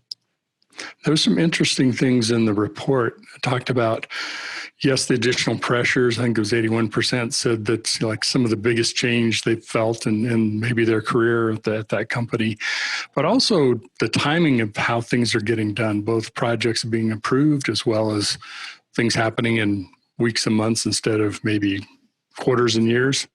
Yeah, I mean, in the past, I think as a previous CIO, right now we're seeing that there's weaknesses in the digital transformation strategy, but also, these initiatives I had to justify and really put the time in and to get them approved could take over a year or multi-year in these journeys. And now we're seeing, these more than a year to be approved can move down to weeks and into a month. And that's huge. So 74% of our respondents said they're seeing these projects get approved. And then like 71% have said they've actually, they've had to actually turn these projects around and implement them and put them into the ecosystem in weeks rather than, in years of periods of time. So everything from the approval process has been compressed to the delivery process is also being compressed because they need these now, and never before have they seen so much pressure. Interesting. I don't know if the study went in asking this specific of a question, but do you have a sense of what kinds of applications are now being accelerated and pushed to the forefront, and we need it yesterday kind of things? Was it things that are already on the docket and business applications that we're already building, or is it no, we need to figure out how to do contactless services or some other form, a new way of doing a business process or a customer engagement, customer interaction? Yeah, and I think this wasn't in the survey, but in my experience in talking to companies, I talked to several per week. The first was really just getting their employees set. And then the other side of that really moved into prioritizing the applications for the customer experience. And so that was really where, managing things like spikes in website traffic, that was like 81% of the respondents for that. And then, the concept of lack of visibility and insights to that customer experience, those were areas of the application stack that they really had to focus in on. And that was about 80% of the customers that were the IT professionals that we talked to said, they had a lack of visibility and insight into that performance of their existing applications. So everything from the first part, which was a spike of getting their employees set, to then the second spike was, oh, wow, now all of a sudden our customers are using us so much more. So it was kind of like a 1-2 punch where the investments were in those two categories. And then as that hit, that second wave really hit, was about MTTR. So the mean time to resolution. 70% said that their remote IT staffs had to really prioritize the customer experience and find those problems and then fix them faster. Interesting. I imagine there's some new problems to solve too, not only because of scale, of course. Things tend to emerge, new problems crop up. But I imagine before you weren't as necessarily as interested of what is the local ISP network to people's house, what's the performance, and are there or fiber, hybrid fiber, coax, wireless. We're used to people having a good connection through their businesses. Yeah. Many people, of course, a lot of services don't do that also, but now all of it's shifted into those kind of networks, and now you have new variables to deal with. And that's the nice thing about seeing from the edge of where a user is actually coming from, all the way through your ecosystem and being able to see that. And I know, for me, for AppD, that's one of the most beautiful things to see. Oh, it's not just, it's all these users, but that's the point of MTTR was really here, maybe in a database query or something else in a, some network routing you had to update. So all those things are being tested. And as the aggregation of people come on, the weak points can really show. Absolutely. Were there some new needs or problems that arose you identified in this study? I mean, what were you change things on folks and now put more pressure on them? They're going to ask for different stuff or make the other things a priority to get their job done. Yeah, I mean, the fourth kind of really big thing that we found in the study was that the resources and the support from the organization was needed so that you could rebuild or maybe readjust your business and your applications in the right direction. And so with all of that, you've got pressures on the IT staff, you've got support that's needed to really around the customer experience. But when it comes down to having everything done at once, you can't do it all at once. The real key thing we found was 90% of the respondents said that the clear goals and objectives were needed from an organization. So that two-way street. And then the second really key finding was that about 89% responded that real-time data was a point of need. So having data, but not after the fact data to really be able to look at problems and issues was key. And then really some things that we just probably don't really think about, what we take for granted is having some autonomy and accountability was 88% of what the respondents said that they needed from their organizations to be supported. And then the last thing, which I thought was kind of unique, was they wanted the freedom to experiment and take some risks. And in certain situations like that, you really can find solutions by taking a few risks and having the freedom to make some mistakes while then moving your business forward. And these pressures really have really changed how organizations have prioritized, but these are some key things that they needed from support from the businesses that they work within.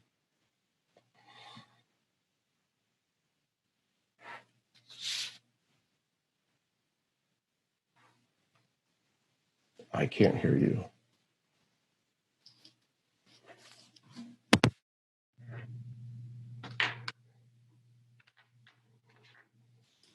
There we go. I'm back. Can you hear me now? Yes. Okay. Sorry about that. A little technical difficulty. Okay. What I was thinking about, Steve, is that oftentimes when you compress something or you shorten the time cycle of when you have to deliver, what you have to deliver, of course, there's shifting priorities too. But you get to a point where you just can't do all the same things just in a shorter period of time. You have to start simplifying, giving more freedoms, less check-in approvals, whatever, maybe a few key points where that happens instead of the normal, let's go through a cost-benefit analysis and have 3 different groups look at it or whatever the process is. So it seems like that clear goals is really a question around what's changed and help me understand what you're really asking me to do, because you want me to deliver fast. Yes, I can experiment and fail fast, but also if time's of the essence, well, when you have a good chance of hitting the target.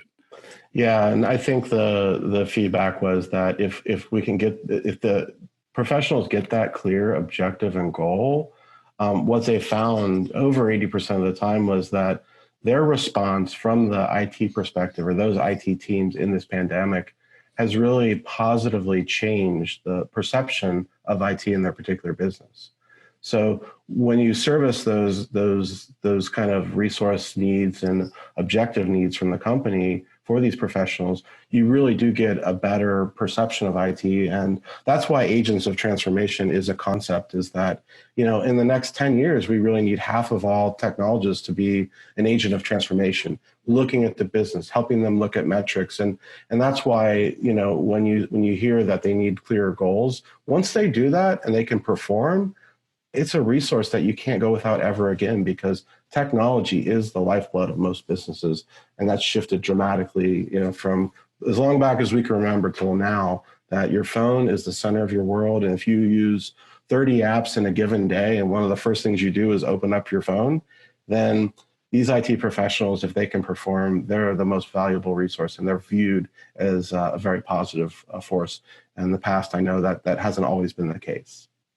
No, I'm sure that there are IT teams that have been looking for some respect, but it's interesting you say that about the mobile phone. I think as we've gradually increased not just the functionality, but the importance and how much you rely on whatever that point where you enter technology.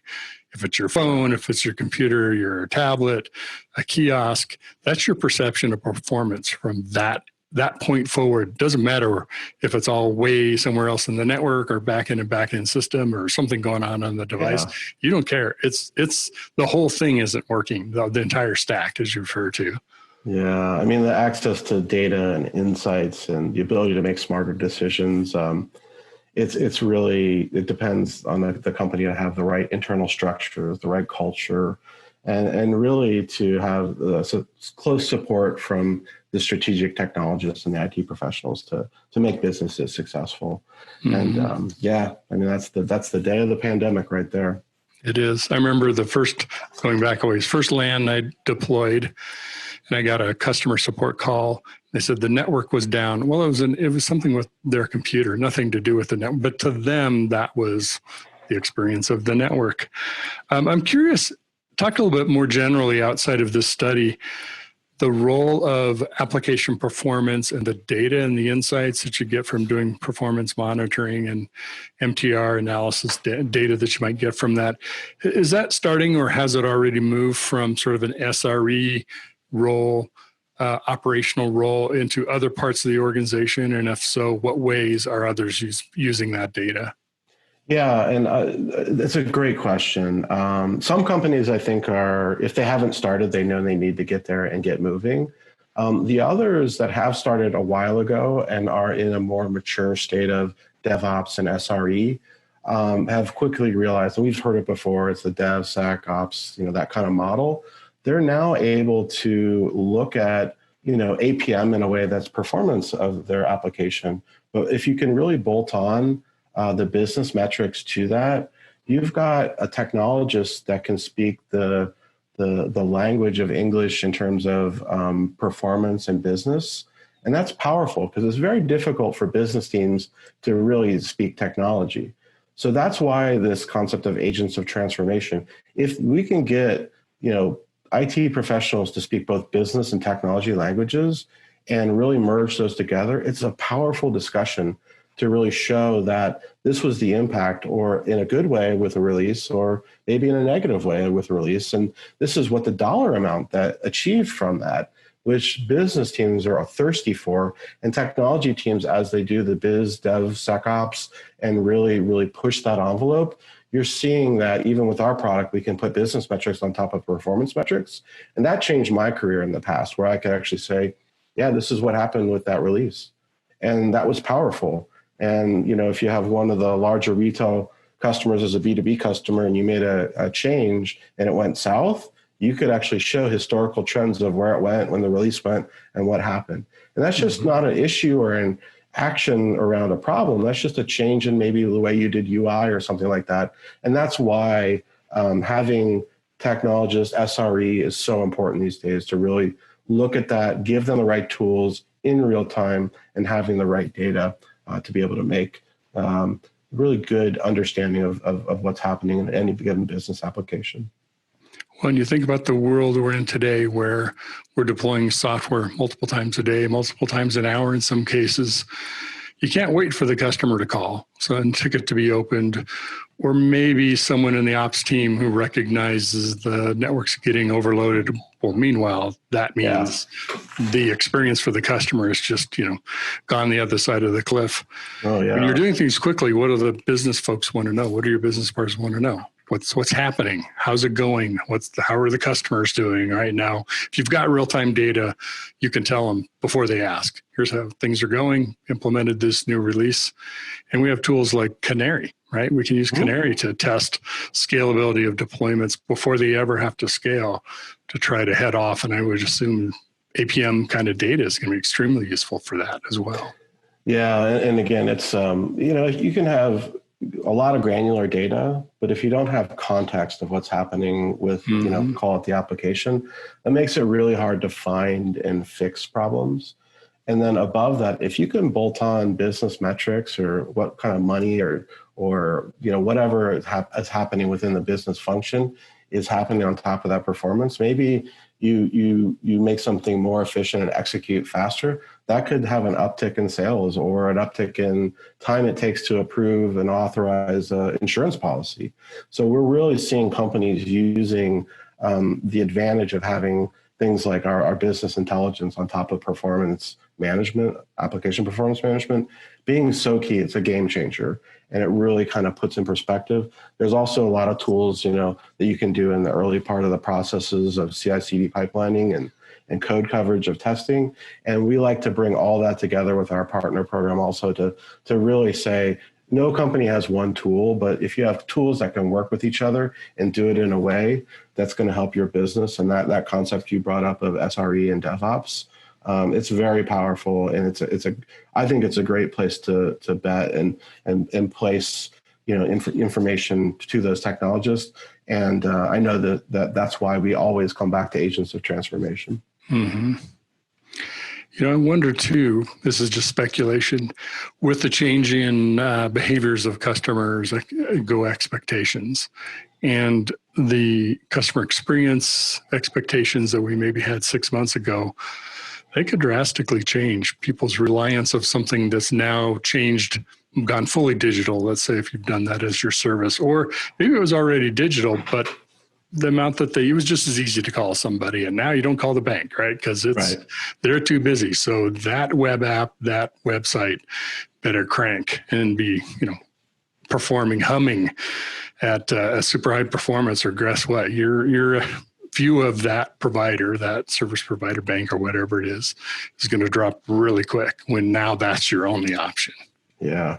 And that's why I think you look for a partner with any technology you're using that they can actually, especially in this time, it's really about making sure you reach out, you ask them what they need in terms of help and support. And, App Dynamics put out some free products, some consulting for free, and really has deferred payments through the power of Cisco financing to 2021, if they can do that. So those are really key ways that you can look at, enabling the technologists to really look at how, even if your application wasn't hardly used 3 months ago, now it is. It's going to be used. And that's why, you want to look for a partner. You want to really hope that, where you've made investments with companies, that they can step up and really do that. And then the teams inside can also step up and take that value and really turn it into something good for companies. We talk about the return to normal. My view is you're never going back to what it was, right? Where there are some lasting effects and changes. It doesn't mean it's completely 180 different, but it's a lot of speculation of what recoveries are going to look like, and are they going to be rolling, or are they going to ramp back up fast? Who knows what's going to happen? Are there some things that you've seen in how business is done, technology is used, you think are going to be sticky, are going to stay with us past the time period when we're talking about pandemic and in every other sentence? Yeah, I mean, when you think of we talk to companies across multiple, all verticals really, and some that are in a furlough situation, and some that are in a situation where maybe their business is going like this, but they know it's going to come back, and they're using that time wisely to invest. I do think we're now And I don't know for sure, but we're in a new normal where, I know for a fact I can order something and go pick it up and it's brought out to me, but there are certainly things that you can't, like going to the dentist is something you have to go in. But they're also using new technology. They had, in my dentist's office, a friend of mine's actually my friend who's the dentist has new lights in every room that can pump out like 300 square foot rooms. And they're much smaller rooms. So he's got one in every that has UV light in the fan that recirculates the room. So technology is just going to be more heavily used. And, whether it's lighting or disinfectants or, this particular pandemic is really about that. The application dependencies are really going to grow. And those who can shift their IT professionals to be more innovative rather than reactive to it are the ones who are going to have that, like I said before, better customer experience. And it's going to be different. And if it were all to go away tomorrow, we could go back to what it was. But I think the reality is that may not happen. Yeah, and I favor that view too. It may be kind of a strange question since you're at Cisco, but given that you're working in the area of application performance, what kind of advice do you give developers and development teams about application performance and either how to better instrument it or leverage the data that you're getting out of an APM tool? I'm taking a guess at a couple of things that you might offer them, but what are some insights or suggestions that you say to development teams? Yeah, so development teams are the lifeblood of product. And even when I was working as a CIO in the operational side, and we had a great agile process, we had an ITIL process. When we finally came down to actually being able to find problems and to show them and to build that dossier of information of why it was happening, you saw two teams that didn't like each other and potentially were really, they didn't like each other a lot when there were problems. And when you could actually come to find the problem and show it to both of them in a common language, my expectation would be they can also be agents of transformation and use that data to their advantage and say, hey, if I had a bad piece of code or a bad query or even a bad system or network dependency, it's not about this pointing of fingers. It's about let's do the right thing and make the business more successful because that's going to make us more successful. So my advice is look at the data. APM is a great way to do that. There's a number of tools that do great things too on the network and in security too. And just open your mind up that this is a huge ecosystem with a lot of dependencies, a lot of moving parts. And the code that they write may be the thing that generates the money, but really take a comprehensive look at all the dependencies. And lo and behold, you'll find that there's probably 16 SaaS endpoints that you're talking to, APIs over here, and things that are out of your control. And so having that view of it will give them a kind of a more mature view of, wow, I had no idea that when I hit a button there on my application that I wrote, it was going to execute 10 million lines of code and talk to 16 different data centers. And so that's my ask of engineers, because they're my favorite people in the world. And when you find a problem and you see the light go on with APM, it's a wonderful thing. And then it's less contentious. It's like therapy. If we can get away from the days of, oh, I know that phone number. I know another email. I know this is another problem, right? Be a pager, I mean, imagine the conversation if you went to someone and said, hey, there's some data I'd like to look at with you that's concerning me. I want to go through this with you and see if it's something we need to look at versus, hey, you know what? Your application sucks for the 5th time this week. I'm calling again. When you guys going to get that fixed? Not operations folks don't do that. I'm saying that. But imagine data is kind of a neutralizer, right? It's facts, it's information. And while you might have to dig into it to fully understand what's going on, where the problem is, how to triage it, et cetera, it takes the you versus someone else at least a bit, I think quite a lot away. Customers kind of do that too. When like, well, I don't know who's right, but the customer wins. Well, a lot of times the data wins, right?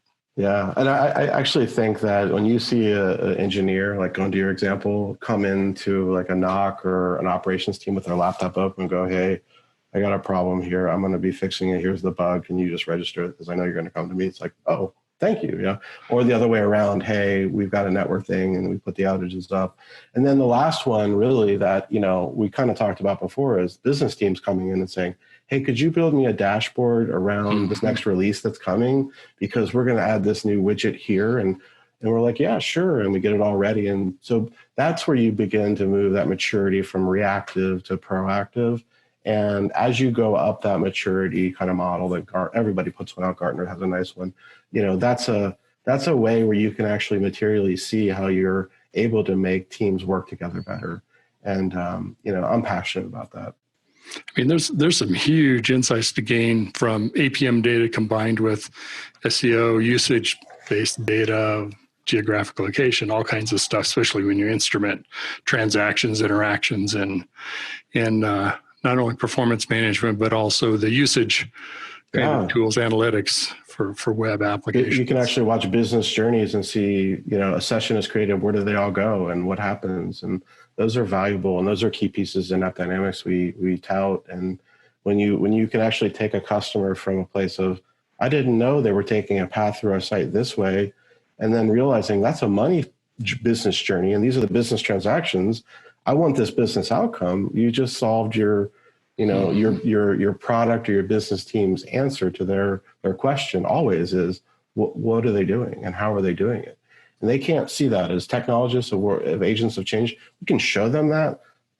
It's a night and day conversation for any business, and it really creates innovation. I think it's at least human nature to kind of use ourselves as the data point. What would we do? Customers wouldn't do that. That's not logical. Someone use our application that way. Guess what? People find innovative ways to either get around problems or innovative ways to use an app or the data in ways you didn't predict. Yeah, so you're not always a good data point for that. I can't say the names, but let's just say there's a couple insurance companies, an airline, and definitely a bank, and showing them their pathing with App Dynamics through their site. And there's a way you can show the thickness of a line shows how many people versus the other lines pathing they went through. They were like, I had no idea that was so important. And we knew it was being used, but then when you compare the map of how it's all flowing together, that really is a game changer. And a lot of times we don't know their business. They know it best. They're like, can you actually put a dashboard on that for us now? Sure. We had no idea either. So all of a sudden, innovation can start from just having that data, especially in real time. There's just no substitute. Well, you had me heading off a wrong path there. I thought you were going to start on a joke about two insurance companies, and airlines, and a bank went into a bar. And the proverbial. Well, it's been fun talking to you again, Steve. Enjoyed it. Congrats on the new report being released and insights, and really, I think, useful. Confirms if you're feeling those kinds of things in your job, this helps validate it. Hey, I'm not the only one. This is happening. Great. Okay. It's not me. It's all of us are working on this together. Yeah, no doubt. There's high pressure customer experience, and really embrace it and be that agent of transformation and change for your company. And it's been a pleasure. Enjoyed it very much. Agents of transformation. Thanks, Steve Long, Regional CTO with App Dynamics.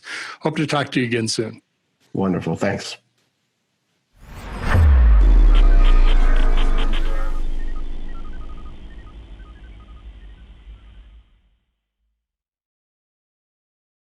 SecurityBoulevard.com is the leading resource for news, analysis, and education on challenges facing the cybersecurity industry. SecurityBoulevard.com covers all aspects of cybersecurity, including data security, DevSecOps, cloud security, application security, network security, security threats, and more. SecurityBoulevard.com has the largest selection of security content, featuring breaking news, blog posts, podcasts, and more. Visit www.securityboulevard.com to learn more. SecurityBoulevard.com, home of Security Bloggers Network. Thanks, Mitchell. Great interview. Good stuff there, guys. All right. You know what? It's Friday. We're wrapping TechStrong TV. We'll be back here with you on Monday. But until then, have a great weekend. Stay safe. Stay well. Stay strong. TechStrong. This is Alan Schimmel, and we're out.